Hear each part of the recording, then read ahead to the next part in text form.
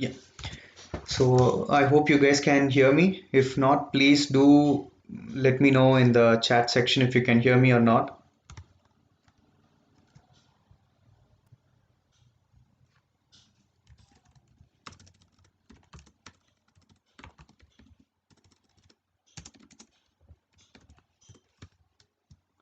Yeah. So am I audible? Can everyone hear me?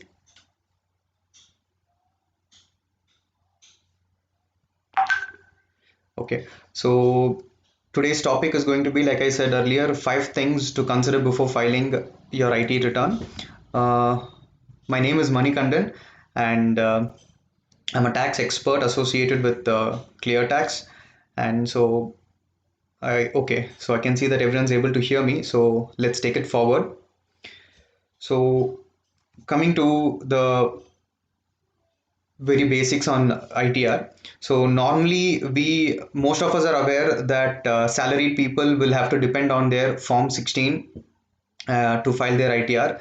And other than salaried, yes, they have something called Form 16A, and business returns are there, and people with capital gain income. So we are only going to talk about the 5 important or very basic things which most of us can overlook at when we are filing our IT return.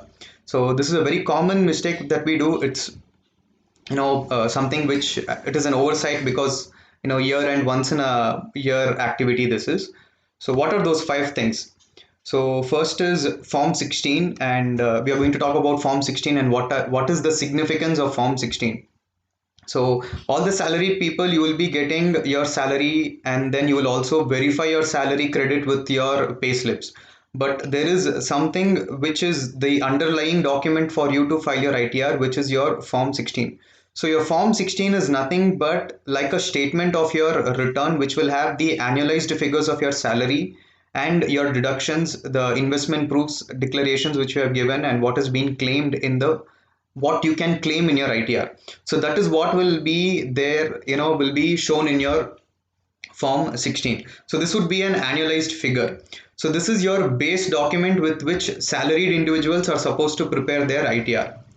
Now there are few things in Form 16 which you need to ensure that it is there very clearly. If not, you need to take a little extra time while preparing your ITR and ensure that these information is captured in your return, even if it is not captured in your Form 16. What are those?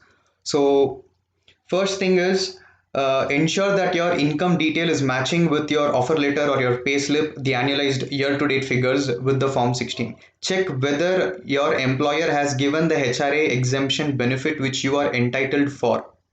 Sometimes it can so happen that there can be mistakes when generating Form 16 and your HRA benefit may be denied. But if this is the case, you can still claim it while filing your ITR. You don't have to worry. Even if you have forgotten to give these declaration and investment proofs at the time of yearly declaration which your employer asks, still at the time of filing ITR, you can claim it. Now, there is another document called as Form 26AS, which is known as Annual Tax Statement. This form will tell you how much TDS your employer has remitted against your PAN number, that is against your total income. Suppose each month in your payslip you have 30,000 rupees being deducted as TDS. Just check with your Form 26AS, which you can download from your income tax portal. Log into your income tax account using your user ID and password. The user ID will be your PAN number normally, and the password is what you decide and choose it. So after downloading the Form 26 for the relevant assessment year for which you're trying to file the ITR, ensure that the TDS has been deducted and remitted in full. So if each month 30,000 is deducted and for the entire year 3.6 lakhs has to be, should reflect in your Form 26. If that is not there, then you need to approach your employer and escalate this issue and keep him informed that there is some issue and the actual amount of TDS is not reflecting. So that is the first thing. Going forward, sometimes most of us, we switch jobs in between during the year. So first 6 months we will work in one company, and then the remainder part of the year, if we've got a better offer, we would move to a different company. So when this change happens, one thing which most individuals such as ourselves, what we fail to do is we fail to inform our new employer, that is the second employer, about our salary income earned with the first employer.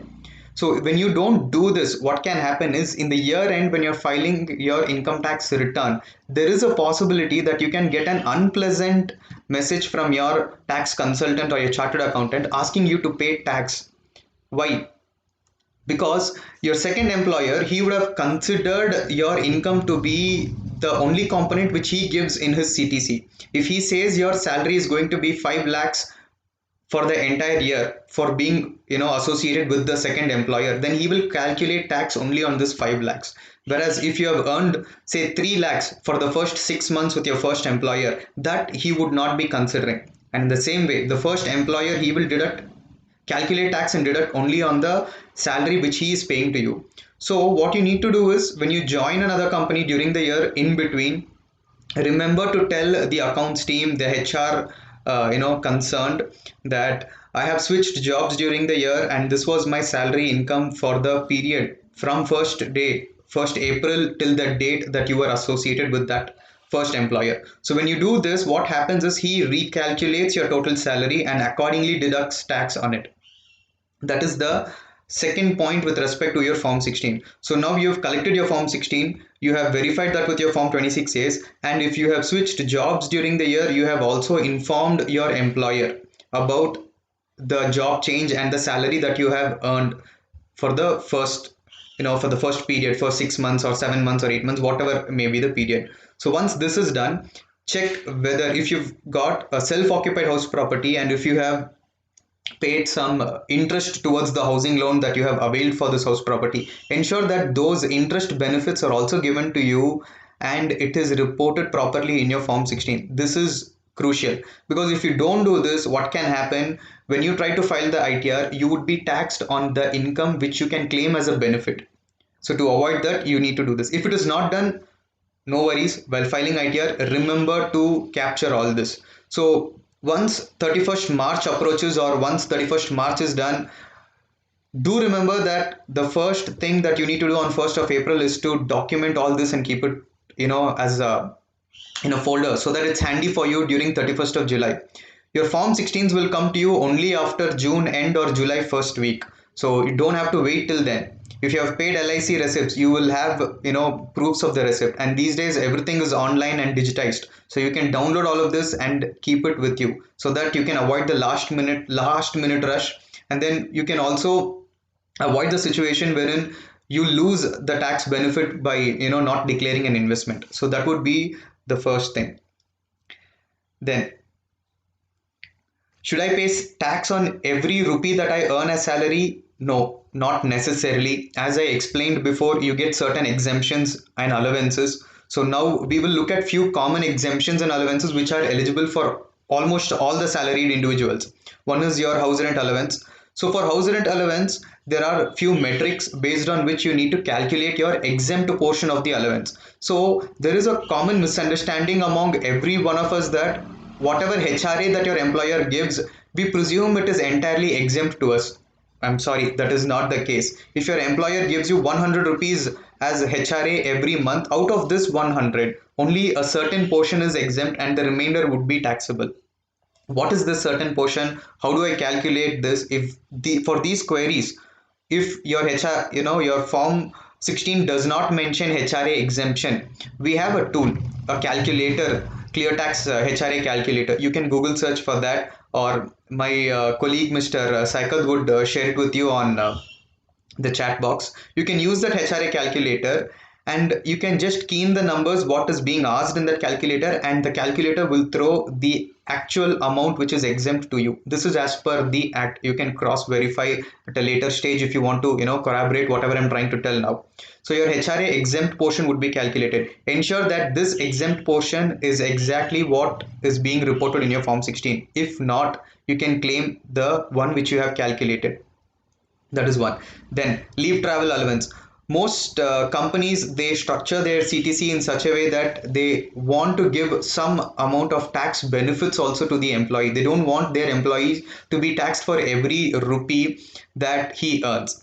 And so what they did is they include a component called leave travel allowance. So this is nothing but the allowance or like an exemption which you can claim in case you have undertaken travel during the year as a vacation with your family. So it does not mean again the entire leave travel allowance what you get is exempt. Only a certain portion is exempt and a certain portion is taxable. What is the exempt portion?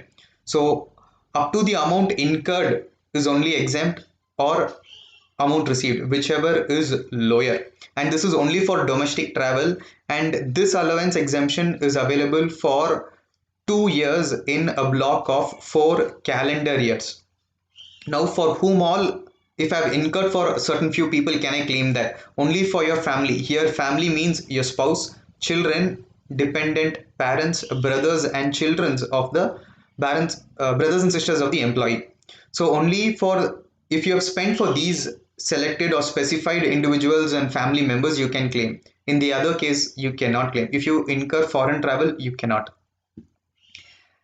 Then, like I have already mentioned in the slide also, it is available only for 2 years in a block of 4 calendar years, and only for two children. There are few conditions also associated with this, which changes from case to case. So if we have an article on this, you can Google search ClearTax leave travel allowance exemptions or LT exemption, and you will be able to get to know more. You will get more insights on when it is exempt, when it is taxable, what are the exceptions, and the other cases and all are in that. You can look at that.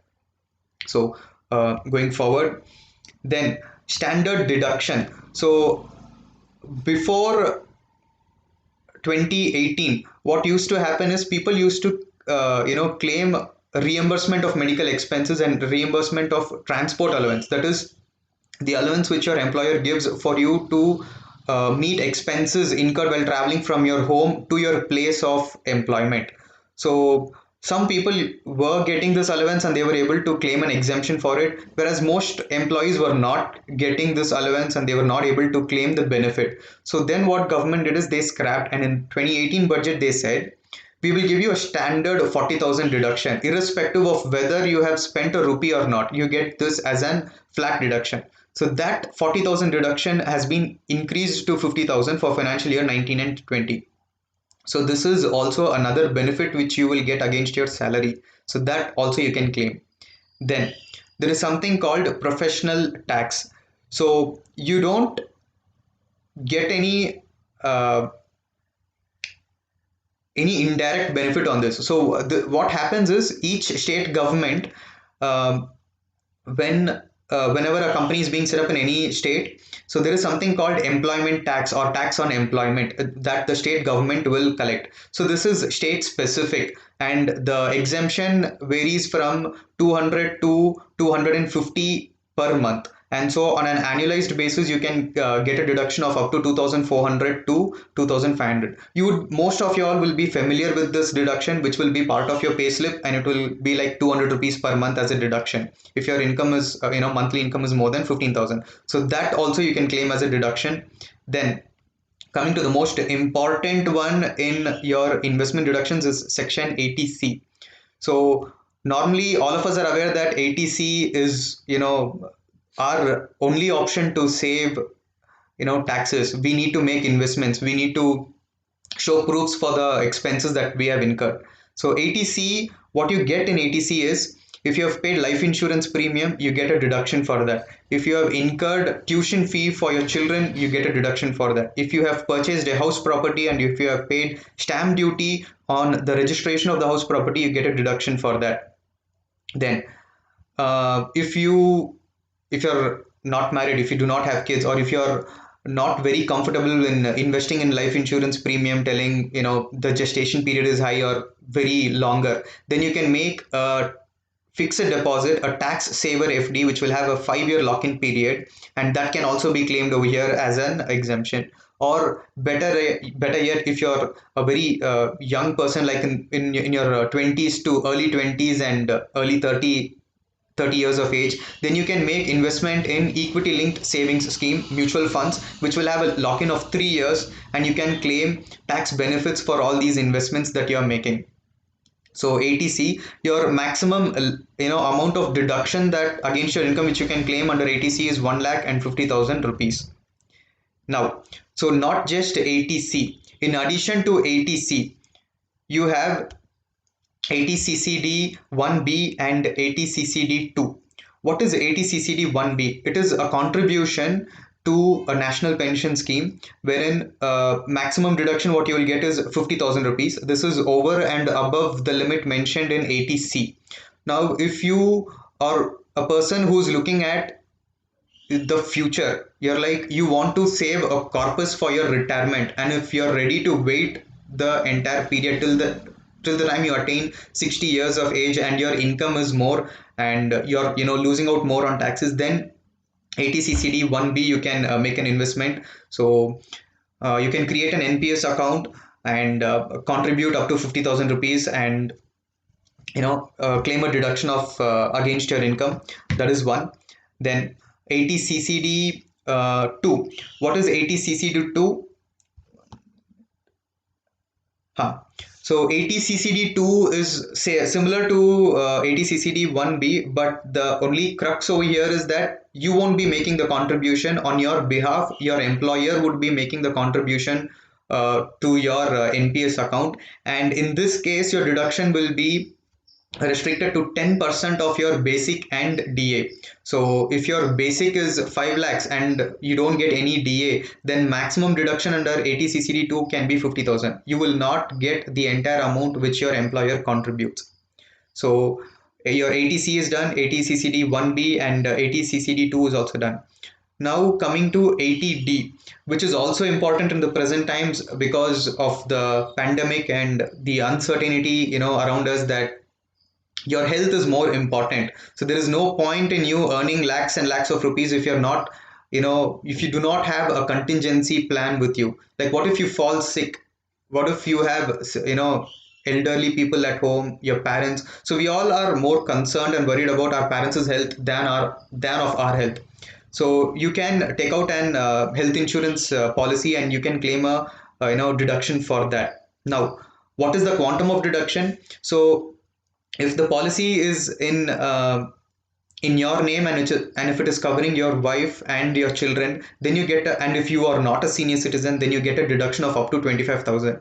So the same amount of deduction is available to a policy taken on behalf of your parents in your parents' name. Same 25,000 you will get if they are also not senior citizens. If they are senior citizens, then it is 50,000. Same way, if you are also a senior citizen, you will get 50,000. So assuming both the individual or the employee whose return is being filed and the parents both are senior citizens, then you get 1 lakh rupees deduction in ATD.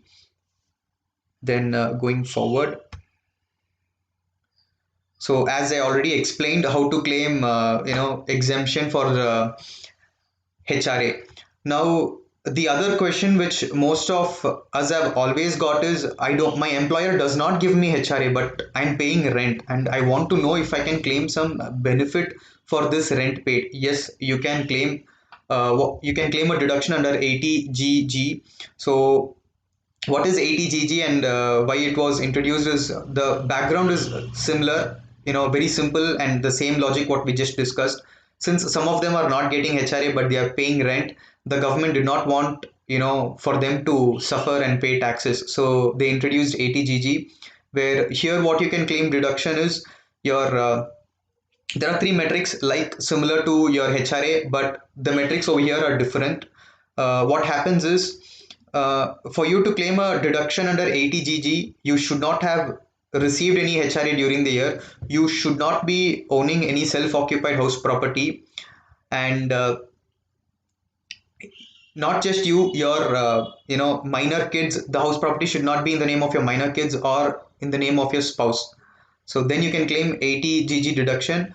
What is the quantum of deduction? You can get a maximum of 5,000 rupees per month towards the rent paid as a deduction. And there are few metrics on in this also. The quantum: actual rent paid minus 10% of your adjusted total income, 5,000 per month, like I said earlier, and 25% of the adjusted total income. So the least of these three will be given to you as a deduction.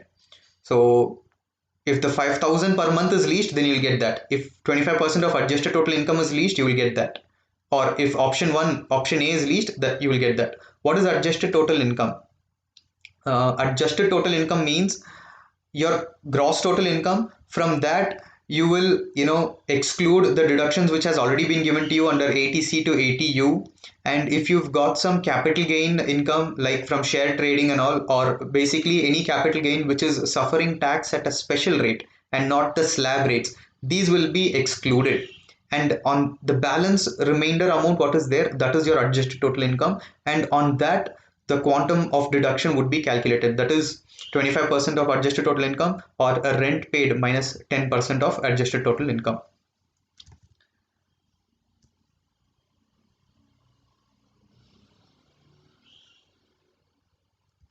Okay,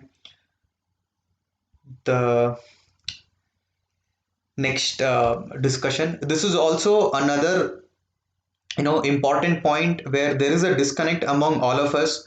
Uh, we we have purchased a flat, but the possession is not being given to us. We have taken a housing loan for this flat and we are paying the EMI on a monthly basis. So basically there is a lot of outflow from our hand, and since I don't have the possession of this house property, I'm staying in a rented property and I'm paying rent also. So now the question comes to your mind, can I claim HRA exemption and benefit for the EMI being paid?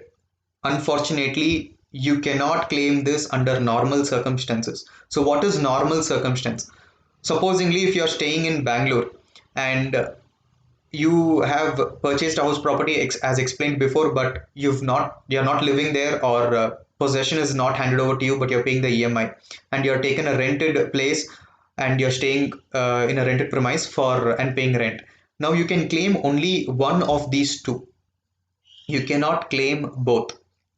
There are certain exceptional cases when dual benefit was given, but that differs case to case. So, what is this case to case? Your house property is in a different state. Let us say it is in Maharashtra, but because of your employment, you have moved to Bangalore and you're living in Bangalore, then you can claim. But living in the same city, you cannot claim. So what you can do is you can choose which is more beneficial to you and claim that. So in most cases the beneficial option would be to claim deduction for the housing loan, because you will have the interest payment would be more, and your principal payment which is also done, you can claim under 80C. So what is the maximum here?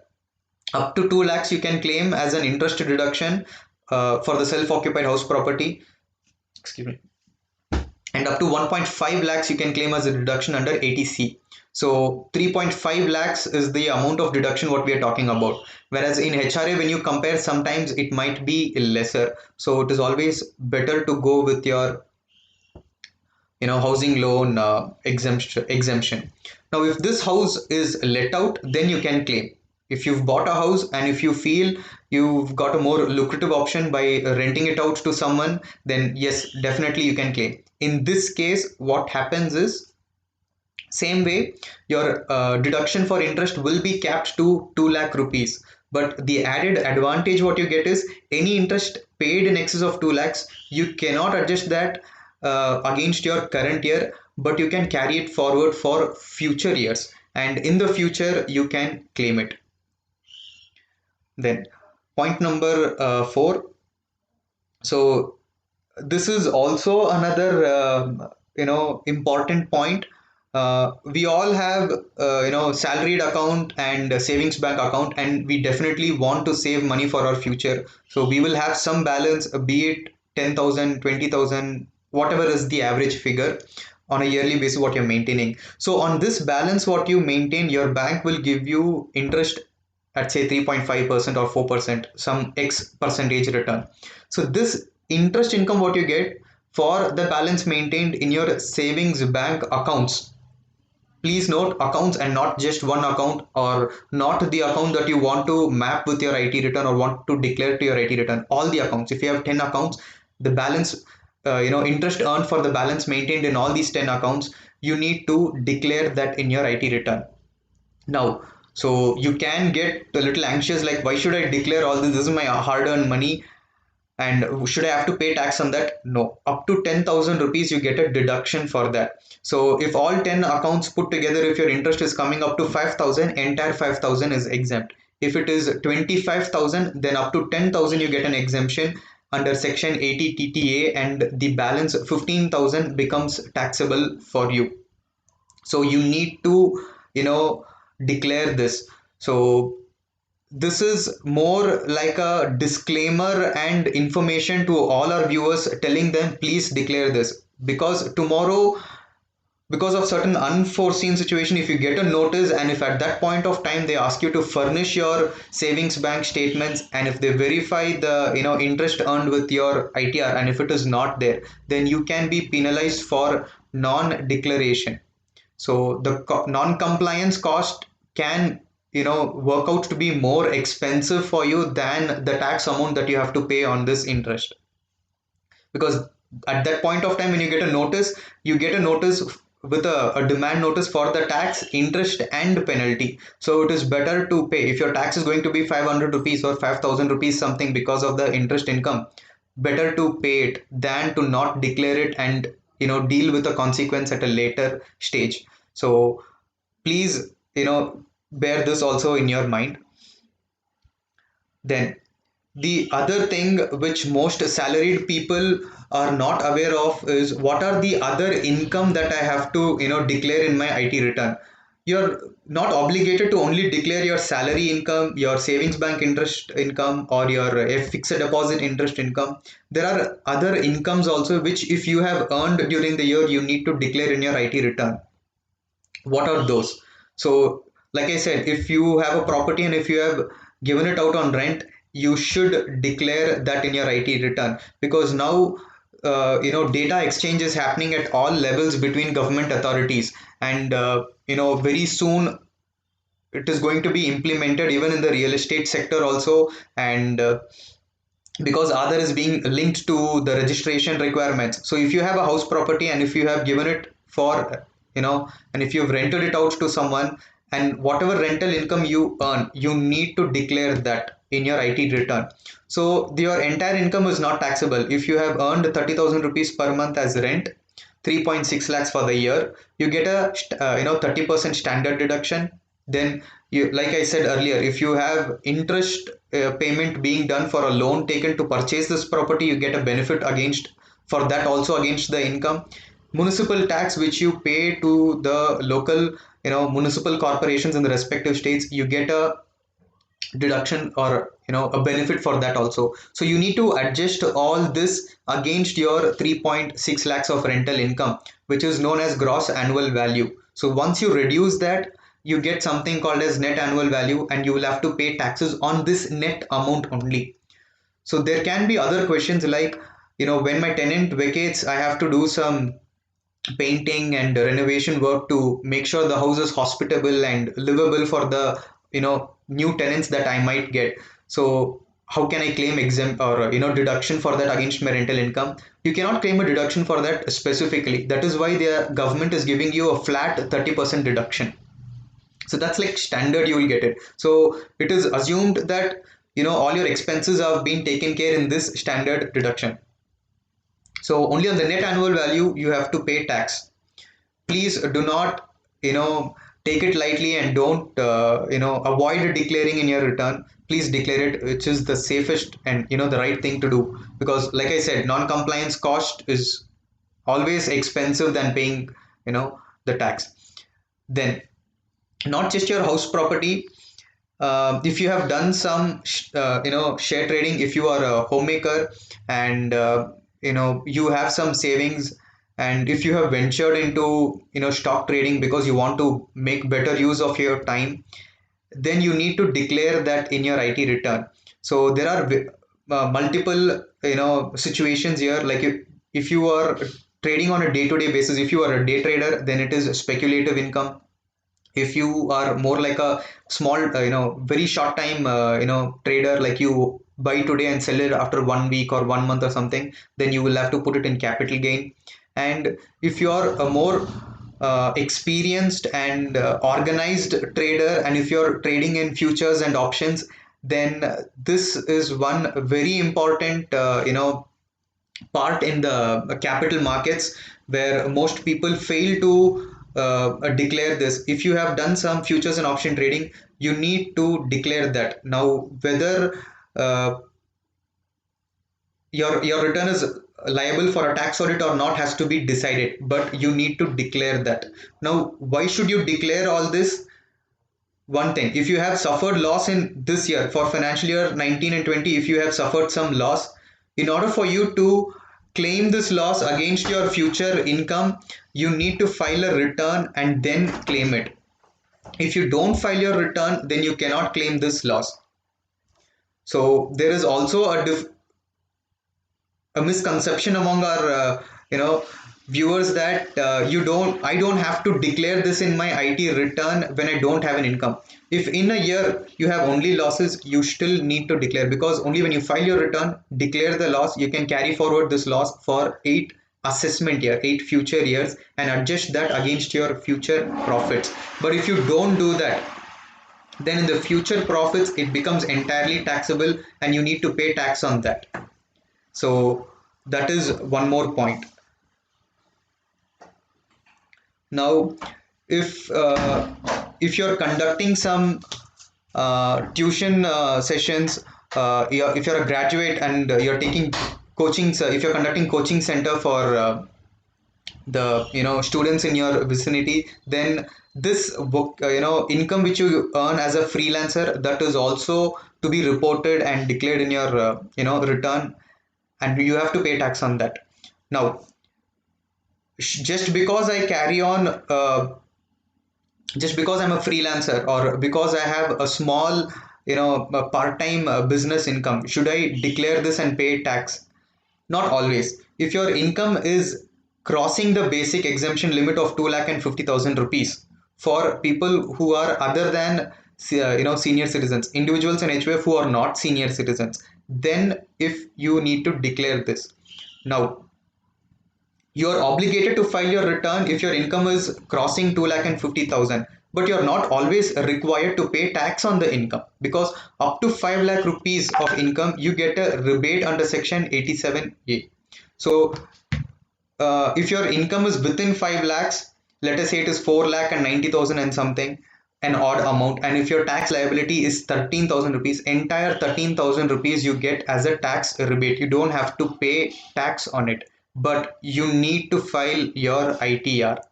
So non-filing of ITR can also result in a non-compliance, and it can prove to be very costly for you. Now, you can ask, I don't have to pay any taxes, but what benefit am I going to get by filing this return? In the future, tomorrow, if you want to set up a business, you want to organize yourself and have a small business, and if you approach a bank for any sort of financial assistance, be it a business loan or a personal loan, then the only proof for the banker to validate your financial particulars is your income tax return. Of course, your banker will have access to your bank statement and he can see the movement of money in and out of your account, but that does not corroborate that you have earned income. Your IT return is the only sole document which tells that as me as an individual, during the year I have earned so much income, and I have declared that in my IT return. First point. Secondly, if you're planning for any visa, US visa or any other visa for any other country, then your IT return is the first document which the visa authorities ask for. So that is also very one added reason why you want to file your IT return. So I think I have covered all the crucial points on a normal IT return. So we'll move on to the Q&A. If anyone has any questions, then you can ask now.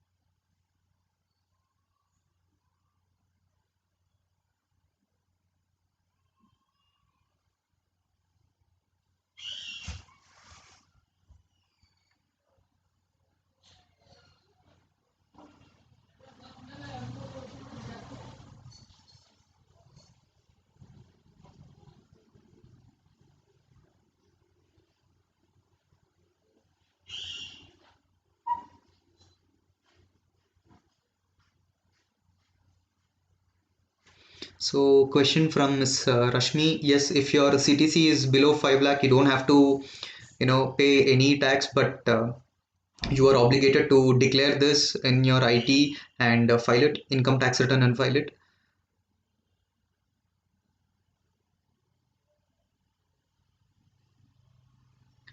Question from Mr. Shrikant.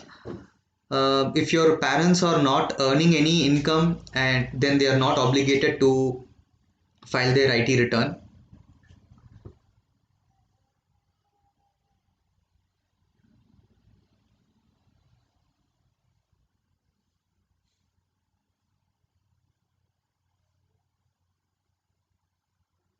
Mr. Vineet Sood, question from him. In case of a joint property, rental is claimed by the spouse. Will I be able to claim the principal and interest benefit? I'm sorry, sir. Unfortunately, you cannot. The person who's earning or receiving the rental income would be the person who has a right to claim the benefit. So what you can do is both of y'all can earn the income, split it, and then proportionate benefits can be given to both.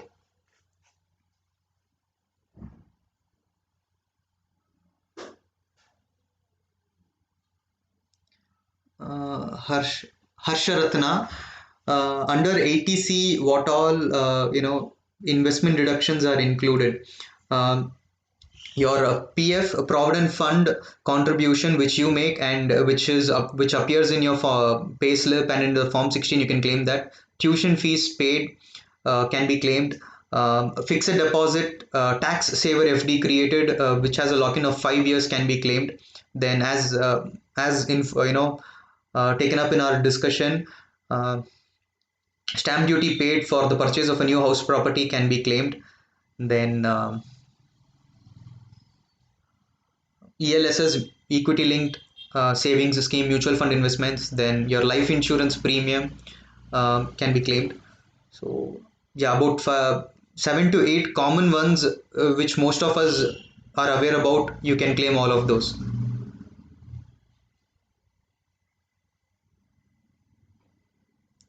Mr. Deepak Chawla, what bank entries are shown in Form 26As? The one common bank entry which will appear in your 26As would be your FD interest. Now, up till last year, that was there as a prerequisite because current year onwards, FD interest in excess of 40,000 rupees is liable for TDS deduction. So, even this year and going forward, what will happen is if your FD interest is below 40,000 rupees, still it will reflect in your Form 26AS. That is one. And if you have done cash deposits in excess of 1 crore, that will also be reported in your Form 26AS.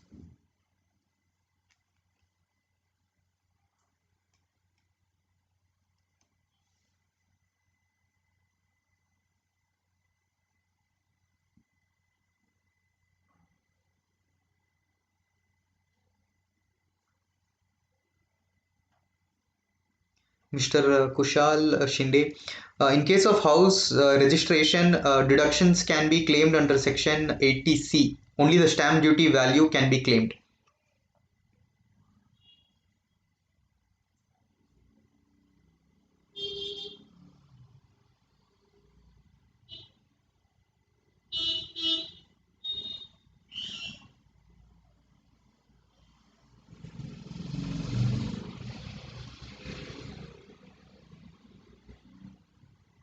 Ankit Mishra, yes, you can declare your income earned from day trading and short-term equity delivery-based trading in your income tax return. If your holding period is less than 12 months, it would be short-term. If it is more than 12 months, in case of equity shares and equity-oriented mutual funds, it would be long-term. In case of in day trading, it would be intraday, and that is speculative income. Yes, you can declare all that in your IT return.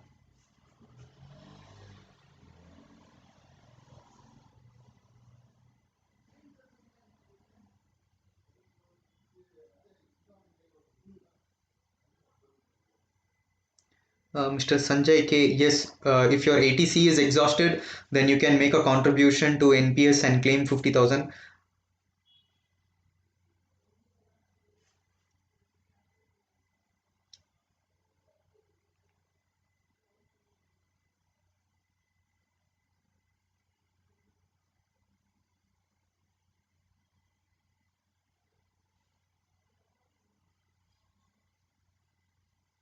Ankit Mishra, yes. If you have a capital loss from, be it short-term capital loss or long-term capital loss, you will get a benefit for that from your future, the profits which you earn in the future years. But for you to claim this benefit, that is, it's called set off of losses against the profits. You need to declare this in your IT return and file the return within the due date. So if you file the return after the due date, then it will be treated as a belated return, and carry forward of loss will be denied.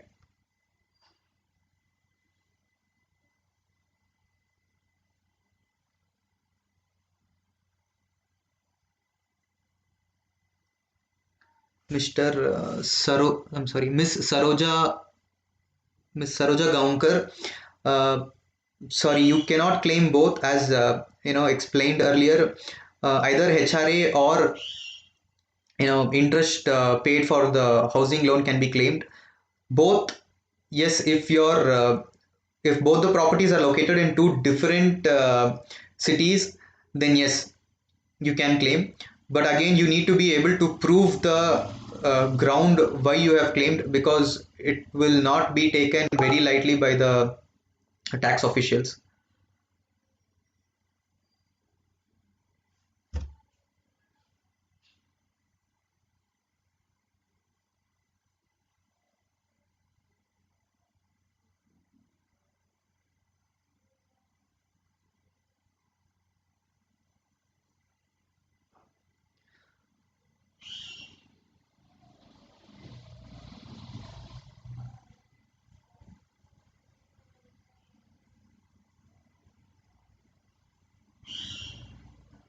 Mr.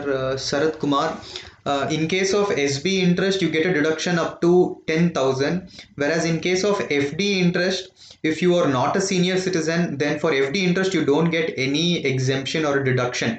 So your entire FD interest, what is earned, be it 40,000, 50,000 or a lakh, entire amount becomes taxable. Whereas in case of SB, up to 10,000, you get a deduction under 80 TTA.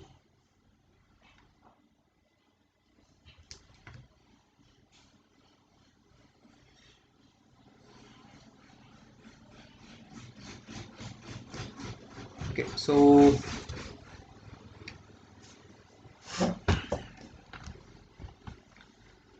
I would also like to give you a short brief on how to file an income tax return. Uh, Give me a second.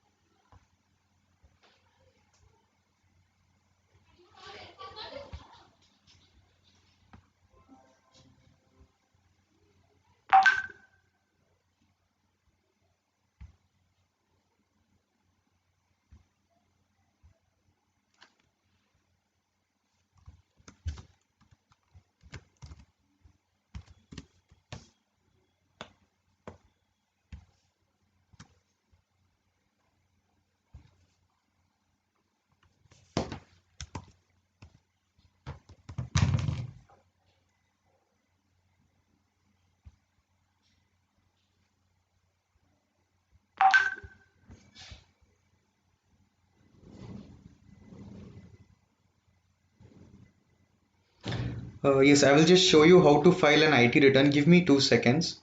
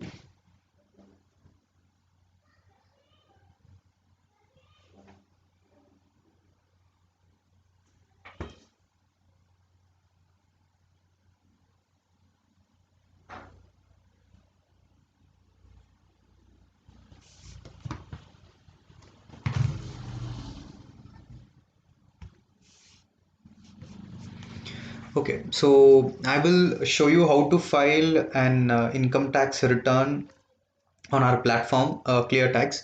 So you can Google search for ClearTax. You will have to sign up first.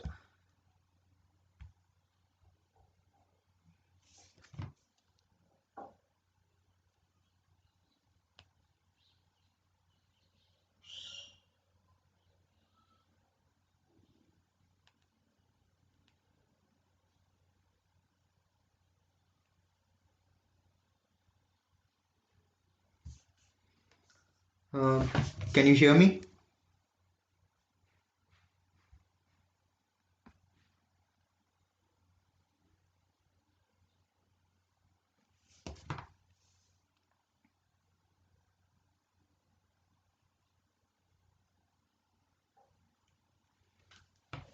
Guys, can you hear me?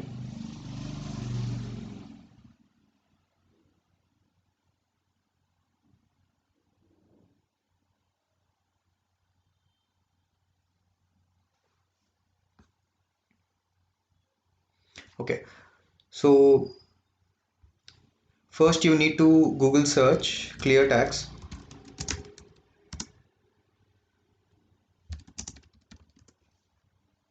ClearTax IT filing.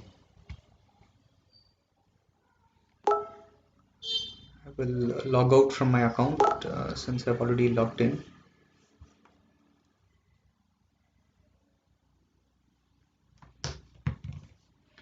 So click on login, choose income tax e-filing, enter your email ID. Usually you can give your Google email ID, or if you prefer to create an email only for IT filing, you can create that. So once this is done, this would be a brief outlook of the page. This is how it will appear.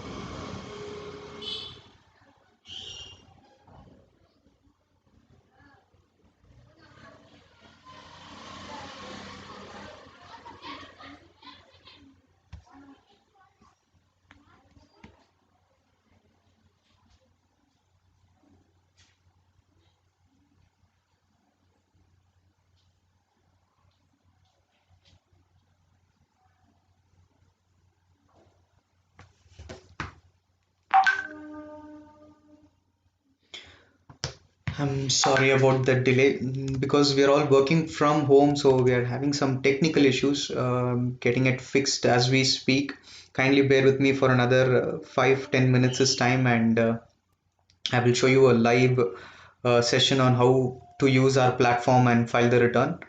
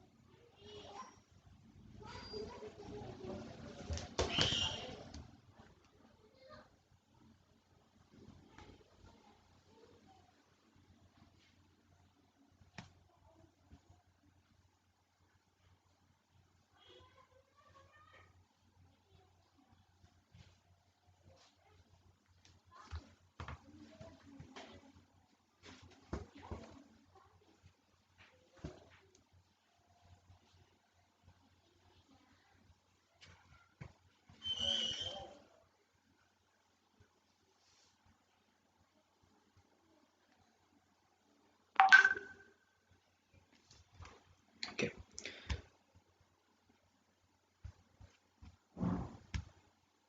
Yeah, so the you can see the screen then. Fine. So once I will show you from the beginning. So go to ClearTax IT filing login.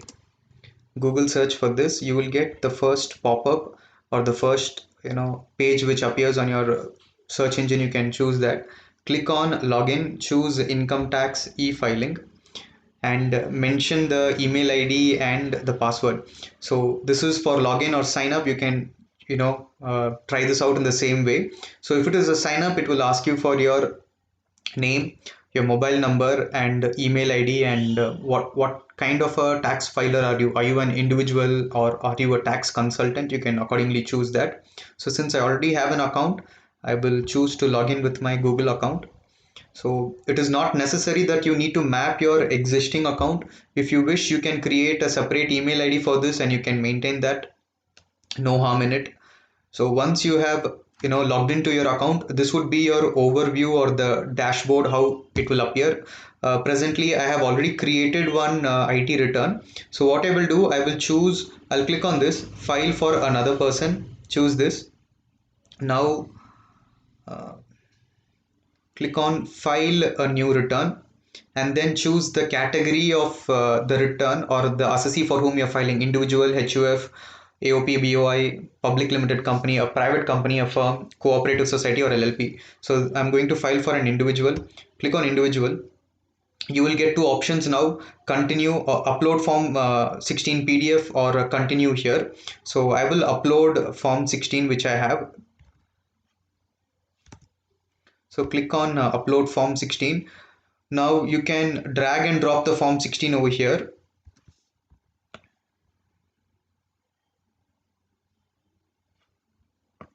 So if the form 16 has a password, then there a prompt message, a pop-up will come wherein you have to key in the password. So mention the password also. Then click on proceed.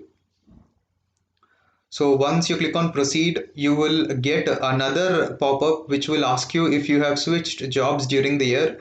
Then click on yes, and then it will ask you to upload the other form 16 as well.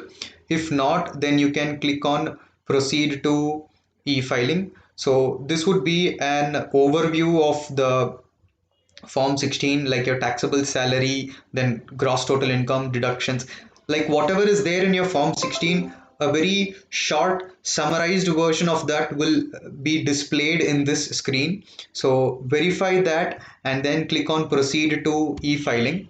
So once you click on proceed to e-filing, it will take you to this page wherein you need to give your personal information, name. 1 minute.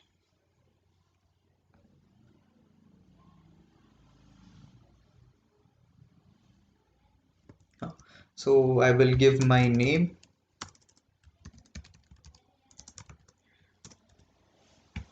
Remember, you're not supposed to give empty spaces after you have typed in, because it can result in an error when you're trying to file the return. Ensure that there are no empty spaces after the word. So clear the errors and empty spaces.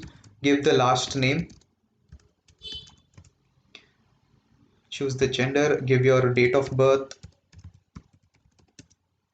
your PAN number, father's name, your marital status. Click on save. Then your address.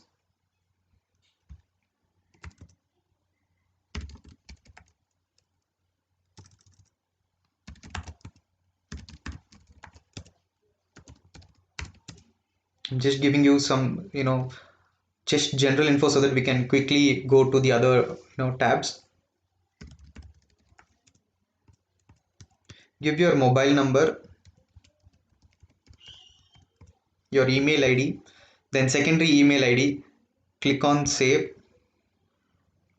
Now, after you have uploaded your form 16, the information which is already there in your form 16 will be displayed over here. This would be your subtotal for the salary income which you have earned. This would be your salary which is taxable under 17.1, then your perquisites which are taxable under 17.2, and profit in lieu of salary 17.3. So these are the three common heads of income which is taxed under 17.1. Now you can see, you might be a bit curious, what is this plus sign? So sometimes along with your form 16, you will get a document which will have something called part B. So your part B will have the information like 17.1, and what is being displayed in this screen will exactly be there in your part B. So sometimes if your form 16, if your employer does not generate the form 16 through traces, so then when you upload that, there can be a bit of a difficulty which you face, because that information will not appear here. Then you might feel the software is not functioning properly. That is not the case. See, our software will process all form 16 which is generated through traces. That is the government portal through which the employer files his quarterly TDS returns and then generates form 16 and issues. So that will be read properly. And if your PDF file has image based file, then, or if the PDF file is corrupted, then it may not read. So in this case, what you need to do is you need to click on this plus option. There will be a drop down which will appear like this. This is these all this breakup and this information, you can find it in your form 16 part B. There will be another document called as annexure to part B. In your annexure to part B, a detailed breakup of your form 16 part B will be there. That is basic, HRA, LTA, whatever allowance that your company has given, or whatever component of salary that is there in your CTC and which your employer has given to you, will be available for reference in that annexure to part B. Your part B will be a summarized, and breakup for the summarized amount appearing in 17.1 will be available in annexure to part B. So if your employer has not given you the annexure, you can refer to the payslips and update that. So referring to the annexure or referring to your payslips, you have to mention your basic HRA, leave travel allowance. Now, these are the three common allowances, which components of salary, which has been included as a default. Now, if your employer gives some other allowance, if he says performance incentive, if he says bonus, or if he's giving you overtime allowance, so all these are various components of your salary. If those are there, click on add item, and then from the drop down you can choose some of the already listed allowances and salary components. If it is already not there in the drop down, then you need to click on others and then enter the amount over here. So now your 17.1 is done. Your 17.2 is in the similar way, that is your perquisites, and your 17.3 is also in the similar fashion. Now in this form 16, after I have uploaded, my salary information is already taken in. So 967, 952, and I have an HRA exemption of 26,781. So I will verify all this with my form 16 to ensure that it is correct. Yes, 967, 952 is appearing in my form 16. Then 26,781 is also there, and it is a house rent allowance under section 1013A. Then the total amount of exemption under section 10 33,600, so that is also available, it is under others category. Then my standard deduction of 50,000, yes, that is also given to me, and my professional tax, or known as tax on employment, that is also given. So once you upload the form 16, the other feature in our software is your TDS detail will also get captured over here. Now, since the tax has been deducted, enter the TAN number over here. You can refer to the form 16 and copy paste the TAN number. Remember that there should not be any empty spaces after the said word or character what you're trying to paste over here. If it is there, delete those empty spaces, then click on save. Now you will come to the other head of income. So there are basically 5 heads of income: salary, uh, other sources income, house property income, capital gain income, and business or profession income. So now coming to other sources, you have your income from savings bank, income from deposits, then other income is there, that is which is not savings and deposits. So your other income is quite vast. So anything which is not fitting into any of the defined heads of income, and you can put it under other sources, and you can report it over here. So mention your savings bank interest, let us say 15,000, and your FD interest is 40,000. These are just hypothetical numbers, only for you to have a feel of this software. If you have an exempt income like interest on PPF, dividend income, up to last year dividend up to 10 lakhs was exempt. So going forward, your dividend is entirely taxable. So if you have dividend income, enter that. If you have agricultural income, then choose this and enter the gross receipt from the agricultural activity that you have undertaken during the year, the expenses incurred for you to harvest crops and carry out the agricultural business, claim that. Any unabsorbed agricultural loss, if you have, specify that. So since your agricultural income is exempt, your loss benefit will also not be there, but this is only for disclosure. Then mention the agricultural land. If your income from agricultural activity is more than 5 lakhs, you have to mention the details of the land, district, pin code, measurement of the land in acres, ownership status. You can choose from the drop down, and what is the source of water, if it is irrigated or rain fed. So after that, click on save. Then going house property. So if you have a self-occupied house property, or if you have a house property which is rented and you want to declare the rental income or claim benefit of interest expense, come to house property tab, click on click here to add your house property details. Then there will be an option, first thing which will ask is it self-occupied or let out. Choose that one. So if you have more than one house property which is self-occupied, so then there is another option called deemed to be let out, so you need to choose accordingly.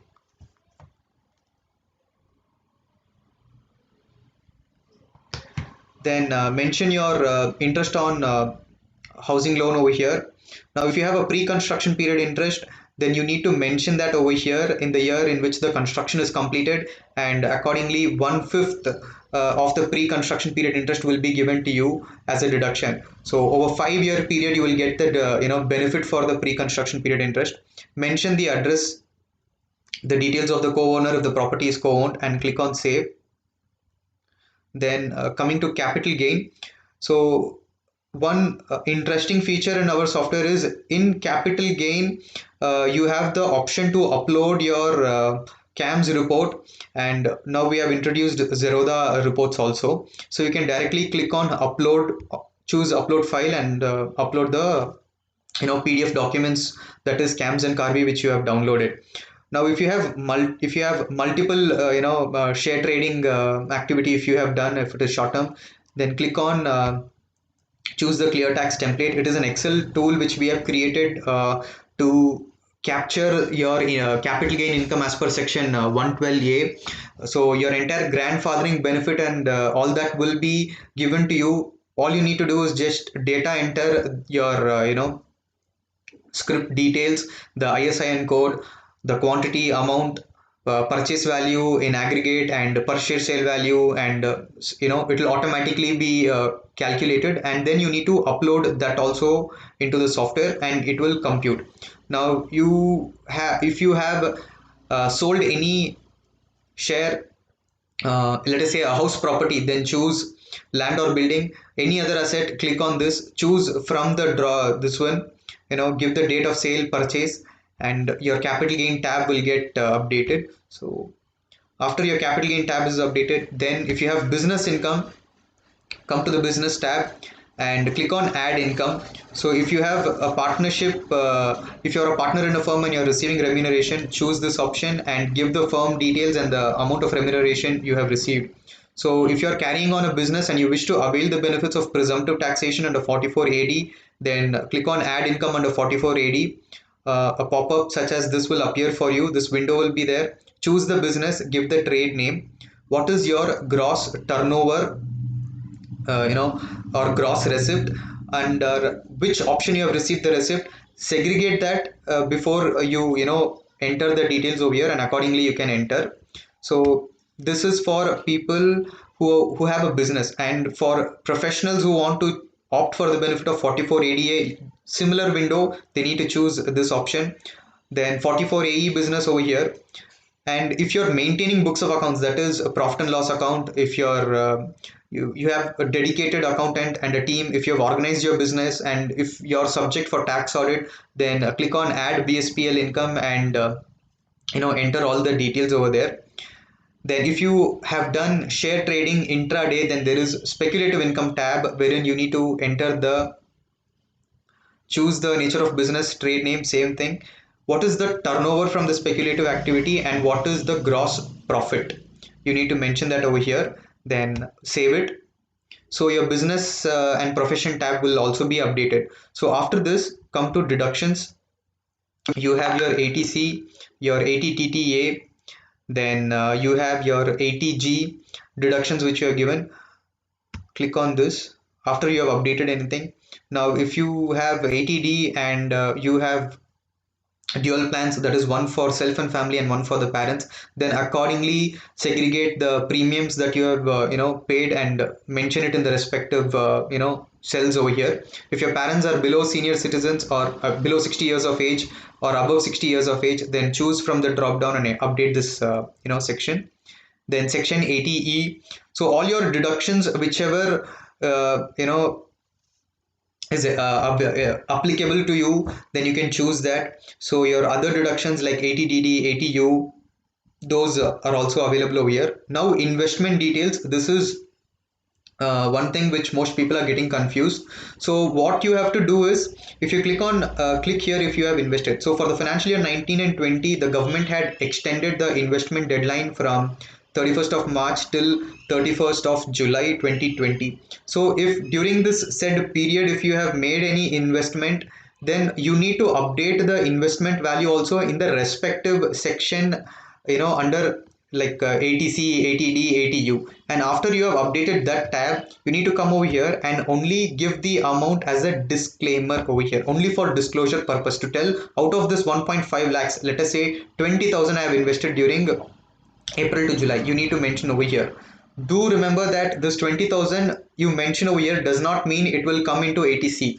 You have to enter over here and then mention it over here. So once that is done, then now TDS. So if you'll notice this tab, this is auto populated from your salary tab. So from there your TDS income has, your income and tax deducted at source has been fetched. Now if you've got any other income like FD interest, or if you have sold a house property and TDS has been deducted on that, then what you need to do is, instead of manually entering this data, download your form 16, that is form 26As, sorry, latest form 26As as on the date when you're trying to prepare the return. Click and upload it over here. Click here to upload your form 16. All the values will be fetched from the PDF file which you upload. So click on cancel. Now, after your TDS tab has been updated, and if there is tax due and if you have made tax payment, update that over here. This is a data entry window. You need to choose, enter your BSR code, the challan number, assessment year, amount of tax, update this tab. Then click on go to next.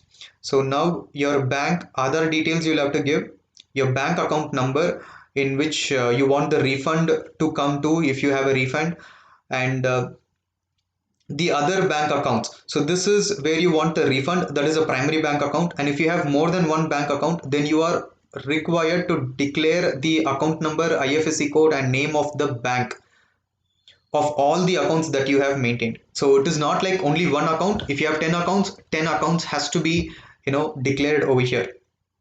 Then click on save. Okay, after that you will get a tab called more info. So this is applicable, you need to enter only if one of the cases is applicable to you. If you have foreign assets or you have income from a foreign asset like a house property, you were up till last year you were in US and for almost a brief period of 10-12 years, and you've made some investments over there, and if that investment is generating income for you, then you need to mention that in your return here. So you have to update that over here. Your residential status can also be changed to resident, non-resident, not ordinarily resident. Then if you've got some unlisted shares, if you have invested in some closely held companies, update that over here. If you are a director, mention those details over here. Foreign assets, like I said. Now if your income is more than 50 lakhs from salary alone, let us take a very simple case. You're a salaried individual, you're a director in a company, and your income is say 1 crore rupees or something. Then for you ITR 2 is applicable, and in this case, since your income is more than 50 lakhs, you need to give a report on all the assets and liabilities, that is movable and immovable assets that you have over here. So update schedule AL. Then current account deposits which you have made. So all these are with respect to the recent amendments in the act which the government, our finance ministry has done. So our software has been updated with all that. So after that, you will see this tab called e-filing. So this is again a summarized version. You don't have to go through all these tabs again. So this will have a summary level info of your name, date of birth, PAN number, assessment year, what kind of a return, this is original or a revised return, your residential status will be displayed. Then comes your statement of total income or your computation, very commonly known among us. So if you want to view in detail, you can click on view report ITR1. This will be a HTML view, but if you want to keep a copy for yourself, you can download the detailed report over here. It will be in Word, and your PDF preview. So after you have verified everything, and if you are satisfied that yes, whatever I have entered is reflecting properly and the calculations are correct, and yes, I am eligible for a refund, then click on proceed to e-file, and then it will take you to another window where you can complete your filing. So that is it. I hope I have given a very small, or useful demo or a walkthrough on our software. So if you're interested, most of y'all are welcome to use it and experience the technology that we've developed. So if you have any queries with respect to using the platform, you can please drop your questions on the comment section, and Saikat and I will be happy to clear it.